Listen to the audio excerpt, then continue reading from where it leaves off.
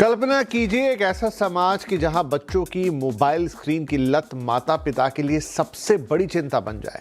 इसकी झलक आपको कहीं भी दिख जाएगी। आज के ये डर किसी एक परिवार का डर नहीं है। दुनिया के सबसे विकसित देशों के प्रधानमंत्री और राष्ट्रपति अब कह रहे हैं कि ऐसा नहीं चलेगा। पहले ऑस्ट्रेलिया और अब ब्रिटेन। बच्चों के लिए सोशल मीडिया बैन दुनिया के नक्शे पर एक बहुत बड़ा सांस्कृतिक बदलाव हो रहा है।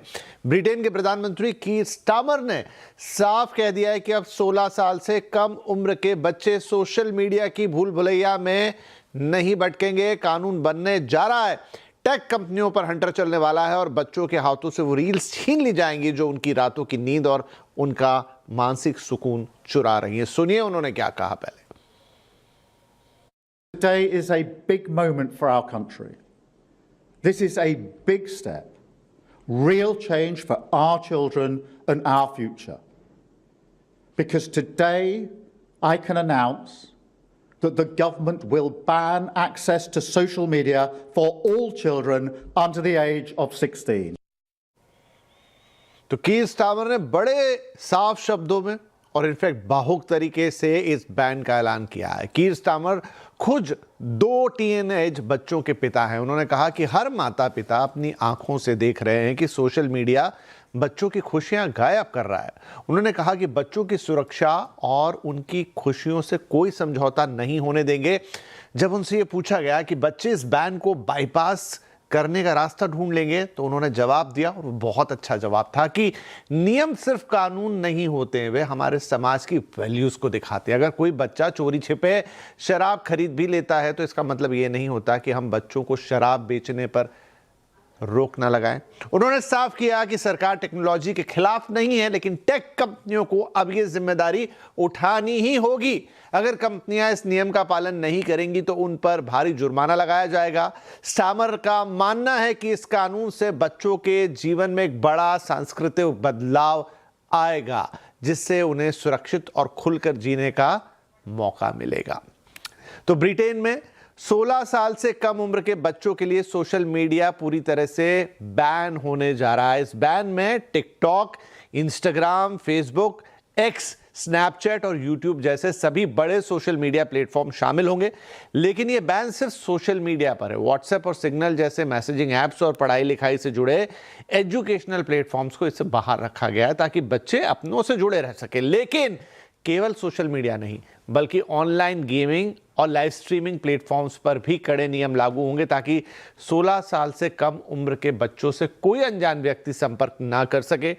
ब्रिटेन सरकार इस कानून से जुड़े प्रस्ताव को इस साल के अंत तक संसद में पेश कर देगी और यह नया नियम, नया कानून अगले साल से पूरी तरह से लागू हो जाएगा। टेक कंपनियों की अब यह जिम्मेदारी होगी कि वो कड़ाई से एज वेरिफिकेशन करें और 16 साल से कम उम्र के किसी भी बच्चे को अपने प्लेटफॉर्म पर ना आने दें, और ऐसा ना करने पर उन पर भी भारी जुर्माना लगाने की तैयारी है। तो ब्रिटेन इस कड़ी में ताजा एडिशन है। लेकिन सबसे पहले याद कीजिए, ऑस्ट्रेलिया ने इसकी शुरुआत की। नवंबर 2024 में कानून बनाकर 16 साल से कम उम्र के बच्चों के लिए सोशल मीडिया पूरी तरह से बैन किया गया। यह नियम दिसंबर 2025 से पूरी तरह लागू भी कर दिया गया। इसी साल मार्च में इंडोनेशिया ने भी ऑस्ट्रेलिया की तर्ज पर 16 साल से कम उम्र के बच्चों के लिए यूट्यूब, टिकटॉक, इंस्टाग्राम और गेमिंग प्लेटफॉर्म रोब्लॉक्स को पूरी तरह से बैन किया। इसी महीने यानी जून में ही मलेशिया ने नया कानून लागू किया है जिसके तहत 80 लाख से ज्यादा यूजर्स वाले किसी भी बड़े सोशल मीडिया प्लेटफॉर्म पर 16 साल से कम उम्र के बच्चों के अकाउंट बनाने पर पूरी तरह रोक लगा दी गई है। कुछ देशों ने पूरी तरह से बैन न लगाकर एज वेरिफिकेशन और माता पिता की मंजूरी को अनिवार्य किया है। इसी साल मार्च में ब्राजील ने डिजिटल सुरक्षा कानून लागू किया। इसके तहत 16 साल से कम उम्र के बच्चों के सोशल मीडिया अकाउंट्स को उनके माता पिता या कानूनी अभिभावक के अकाउंट से लिंक करना जरूरी है। साथ ही बच्चों के लिए इन्फिनिटी स्क्रॉल पर भी रोक लगाई गई है। हाल ही में कनाडा सरकार ने एक नया बिल पेश किया है जिसके तहत टेक कंपनियों को 16 साल से कम उम्र के बच्चों के अकाउंट तक ब्लॉक रखने होंगे जब तक कि वे प्लेटफॉर्म को बच्चों के लिए पूरी तरह सुरक्षित साबित ना कर दें। यूरोपीय संघ के कई देश जैसे France, Germany, Spain, Denmark, Greece, Norway और पोलैंड के साथ साथ दक्षिण कोरिया और संयुक्त अरब अमीरात यानी कि यूएई भी अपने यहाँ 14 से 16 साल तक के बच्चों के लिए सोशल मीडिया बैन करने या कड़े नियम लाने के कानून पर तेजी के साथ काम कर रहे हैं। डेनमार्क 15 साल से कम उम्र के बच्चों के लिए इस बैन को लाने की तैयारी में है। और आपने हाल ही में शायद सुना या पढ़ा होगा, डेनमार्क की प्रधानमंत्री मेटे फ्रेडरिक्सन ने एक इंटरव्यू के दौरान एक बड़ी बात कह दी। बाद में उन्होंने उसके लिए माफी भी मांगी, लेकिन ऐसा क्या कहा? उन्होंने कहा था कि माता पिता के तौर पर मैं अपने बच्चे को शायद सिगरेट पीते हुए देखना स्वीकार कर लूं, क्योंकि हम जानते हैं कि उससे कैसे संभालना है और उससे कैसे निपटना है, लेकिन मैं उन्हें सोशल मीडिया की लत का शिकार होते हुए नहीं देख सकती, क्योंकि इसके प्रभाव बहुत छिपे हुए, गहरे और मानसिक रूप से नुकसानदेह होते हैं। न्यूजीलैंड में भी ऑस्ट्रेलिया की तरह बैन लगाने पर विचार चल रहा है। दुनिया के सबसे बड़े डिजिटल शुद्धिकरण ने भारत के करोड़ों परिवारों के ड्राइंग रूम में भी अब एक नई बहस को जन्म दिया है।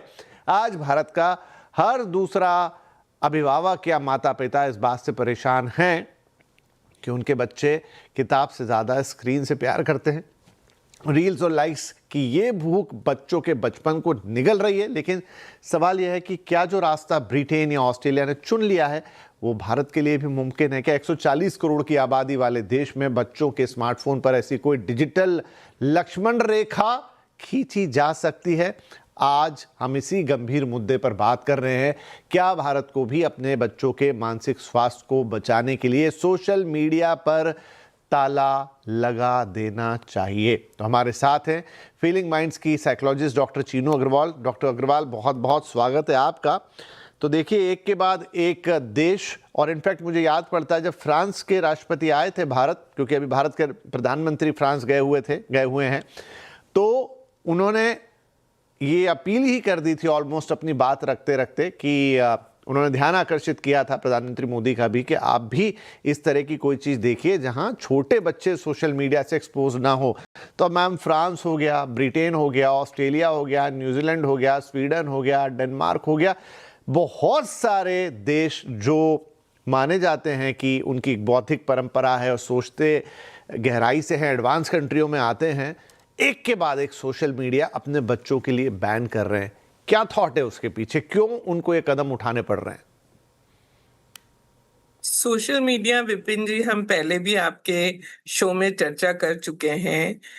ये इतना घातक है कि बच्चों की मानसिक, भावनात्मक, शारीरिक, सामाजिक हर तरह से इसके इतने सारे डेंजर्स और इसके इतने सारे नुकसान हैं। अब ये प्रमाणित हो चुका है, इसके ऊपर अब कोई शक नहीं है, शुबा नहीं है, कोई डाउट नहीं है। इतने सारे शोध हमें हमारे सामने हैं सारे तथ्यों को लेकर, चाहे वो सोशल मीडिया मतलब फेसबुक, इंस्टाग्राम वगैरह ये सारी जो मीडिया के एप्स हैं वो, या फिर जो बच्चों के ऑनलाइन गेमिंग के जितने भी एप्स है वो सारे ही बच्चों के लिए नुकसानदायक है, बड़ों के लिए भी नुकसानदायक है। तो जो सरकारें ये कदम उठा रही हैं वो बहुत ही सराहनीय है, पर सवाल सबसे बड़ा ये है कि क्या ये पर्याप्त है और क्या ये उस तरह से इफेक्टिव हो पाएंगे जैसा कि सोचा जा रहा है? क्योंकि सरकारों का कदम उठाना केवल इसका एक एस्पेक्ट है, हमें बहुत सारे दूसरे एस्पेक्ट्स को भी देखना पड़ेगा और उन सबको मिलकर इस प्रॉब्लम का सलूशन ढूंढना पड़ेगा और उसके लिए बहुत सारे एक्शंस इंप्लीमेंट करने पड़े। मैम सही कह रही हैं। अगर ऑस्ट्रेलिया का उदाहरण लें तो वहां पर बैन तो लग चुका है, लेकिन खबरें आती रहती है कि बच्चे किसी वीपीएन के थ्रू या दूसरे तरीकों से या एक गलत नाम से या फिर थोड़ा चीट करके वो अकाउंट्स खोल रहे हैं और एक्सेस कर रहे हैं। लेकिन जैसा कि ब्रिटेन के प्रधानमंत्री ने एक दलील दी जो मुझे काफ़ी अच्छी लगी कि हो सकता है लोग बाईपास करेंगे, नियम को तोड़ मरोड़ के इस्तेमाल करेंगे, गलत तरीकों से अकाउंट खोलेंगे, लेकिन इसका मतलब ये नहीं है कि हम ये एक्शन ना लें। एक्शन लेना तो ज़रूरी है क्योंकि वो हमारी मंशा को दिखलाता है कि हम चाहते क्या हैं। अब एक तो ये है मैम कि इसको बैन किया जाए, अपने आप में बड़ा विवाद का विषय है या वाद विवाद का विषय है कि क्या बैन ही एकमात्र तरीका है। शायद ऐसे सारे तरीके इस्तेमाल किए जा चुके हैं जहाँ पेरेंट की कंसेंट की बात थी या पेरेंट से बोला गया या सेल्फ डिसिप्लिन की बातें हुई, लेकिन शायद वो काम करती हुई दिखाई ना दी, क्योंकि जितना नुकसान हो गया या हो रहा है उसके मुकाबले वो चीज़ें बहुत पीछे हैं, उससे कोई फर्क नहीं पड़ा। तो एक तो ये साइड हो गई कि आप सख्ती से कानून बनाइए, एक चीज़ को रोक दीजिए। दूसरा एक मैम ये भी बहस होती है और मुझे भी ये चीज़ तार्किक लगती है कि सोशल मीडिया अपने आप में कोई खराबी नहीं है, उसके ऊपर जो कंटेंट आ रहा है वहां प्रॉब्लम है। तो इंस्टेड कि आप सोशल मीडिया को बैन करें, कि आप कंटेंट की तरफ थोड़े नियम कायदे नहीं ला सकते हैं? एक तो कंटेंट की तरफ नियम कायदे लाने के लिए जो मॉनिटरिंग की जरूरत है वो बिल्कुल ही एब्सेंट है। मैं तो अपने मेंटल हेल्थ के फील्ड का उदाहरण दे सकती हूँ कि कहाँ तो मेंटल हेल्थ में, साइकोलॉजी की फील्ड में इतना रिसर्च होता है, इतना एविडेंस बेस्ड सारी साइंटिफिक चीजें जो हैं उनको हम पढ़ते हैं, सालों साल साइकोलॉजी की पढ़ाई करते हैं, और वहीं सोशल मीडिया इन्फ्लुएंसर्स जाके कुछ भी कह देते हैं और लोग जो हैं उसके पीछे चले जाते हैं, अपना इतना डैमेज कर लेते हैं कि लाइए जी हम आपको टैरो कार्ड से ठीक कर देंगे या पास्ट लाइफ रिग्रेशन से ठीक कर देंगे या ये या वो। तो रेगुलेशन जो कंटेंट के माध्यम से होना चाहिए वो मुझे लगता है कि डिफिकल्ट है पर जरूरी है। जैसे मैंने मेंटल हेल्थ का एक उदाहरण दिया, वैसे ही फाइनेंस के उदाहरण है जहां पर सरकारों ने अब कहा कि भाई अगर क्वालिफाइड फाइनेंशियल इन्फ्लुएंसर्स नहीं है तो उनपे एक्शन लिया जाएगा। इसी तरह बच्चों के सामने जो एडिक्टिव कंटेंट परोसा जा रहा है, जो सोशल मीडिया का मेन प्रॉब्लम है वो ये है, it is addictive.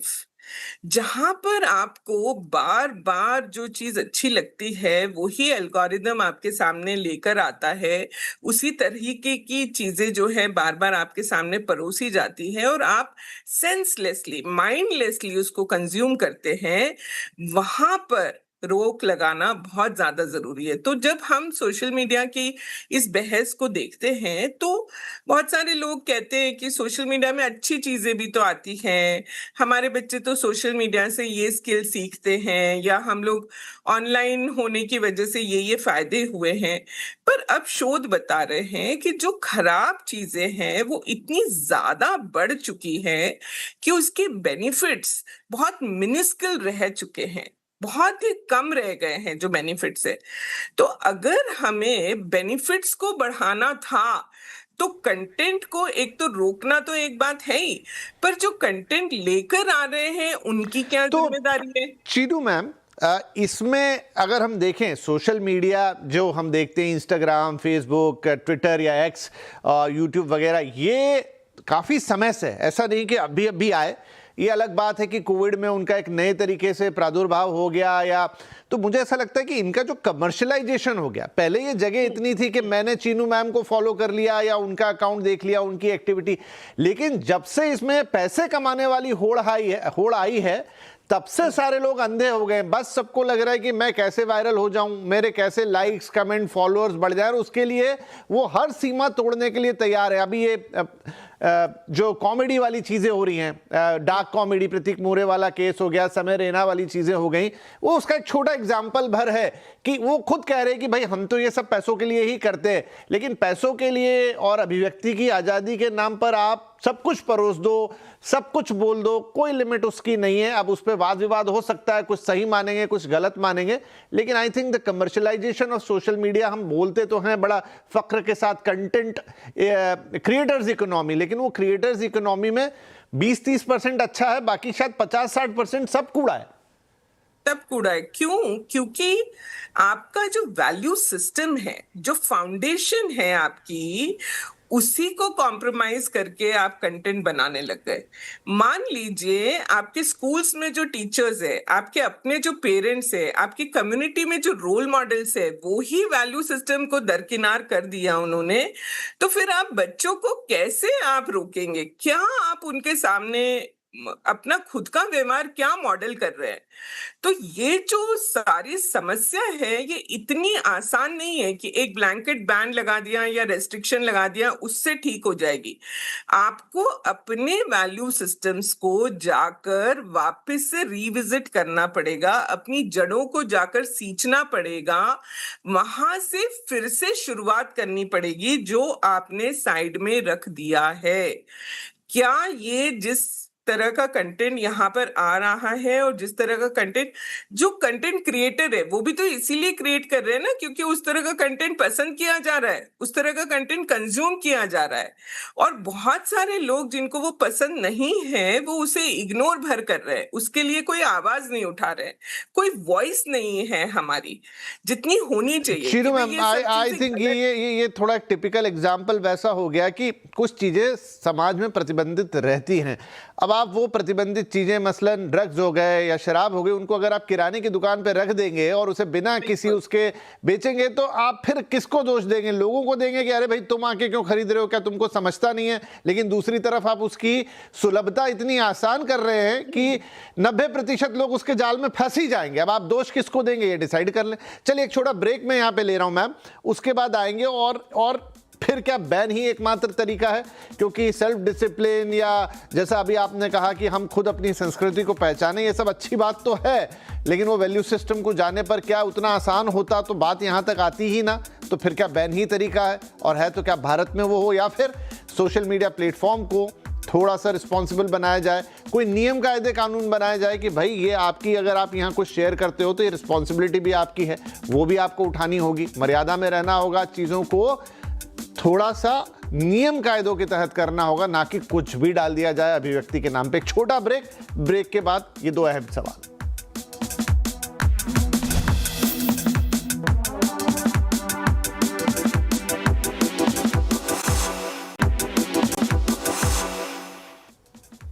Welcome back. आप देख रहे हैं कंज्यूमर अड्डा, जहां पर बात हो रही है कि ब्रिटेन का फैसला कि नो सोशल मीडिया 16 साल तक के बच्चों के लिए, और वो उन देशों की कड़ियों में जुड़ गए हैं जिन्होंने एक के बाद एक ये निर्णय लिए। नाउ इंडिया को क्या करना चाहिए? चीनू मैम लगातार हमारे साथ हैं।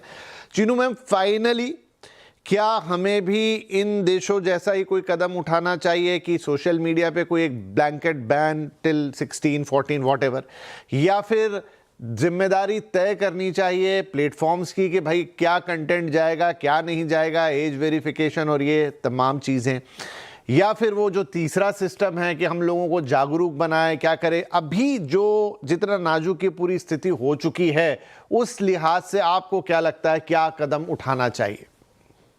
मुझे लगता है तीनों। पहली बात, कुछ चीजों को तो बैन करना ही पड़ेगा। दूसरी बात, 3 कैटेगरीज में हमें कंटेंट को डिवाइड करना पड़ेगा। एक, what is acceptable, second, what should be restricted, and third, which should be denied. बिल्कुल जिसका एक्सेस खत्म कर देना चाहिए, जिसका जो प्रोड्यूस करने पे और पेश करने पर सीधा पनिशमेंट होना चाहिए। तो ये 3 कैटेगरीज में कंटेंट को भी रेगुलेट करना पड़ेगा। और तीसरा, बहुत मुश्किल है पर जागरूकता इसका परमानेंट सॉल्यूशन है, लॉन्ग टर्म सॉल्यूशन है, और इसकी जिम्मेदारी केवल सरकारों की नहीं हो सकती। ये जिम्मेदारी कम्युनिटीज की है, पेरेंट्स की है, स्कूल्स की है, टीचर्स की है, ग्रैंड पेरेंट्स की है, हम सबकी है। अगर हम इस जिम्मेदारी को सिर्फ गवर्नमेंट पे थोप देंगे और कहेंगे कि आपने बैन किया तो अब आप इसे इंप्लीमेंट करिए और हमारा कोई रोल नहीं है, तो ये कभी नहीं होने वाला है। जैसे आपने कहा कि बच्चों के पास 100 तरीके हैं, आप वहां तक पहुंच भी नहीं पाएंगे जहां तक वो पहुंच जाएंगे। और दूसरी बात जो आपने कमर्शलाइजेशन की, जो कंपनीज हैं वो नहीं रुकने वाली है इतनी आसानी से, अगर उनके कॉन्सिक्वेंसेस बहुत क्लियर और बहुत स्ट्रिक्ट ना हो तो। क्या आप ऐसा कर पाएंगे? मुझे बहुत डाउट है। पर करने के लिए अब किस चीज का इंतजार है? अब तो बहुत ही देर हो चुकी है ऑलरेडी हम इतना डैमेज कर चुके हैं हमारे बच्चों का। मैं देखती हूँ कॉग्निटिव डिक्लाइन, मेमोरी लॉसेस, मैं देख रही हूँ सोशल स्किल्स खत्म होते जा रहे हैं, मैं देख रही हूँ फिजिकल हेल्थ तो इतनी ज्यादा खराब होती जा रही है।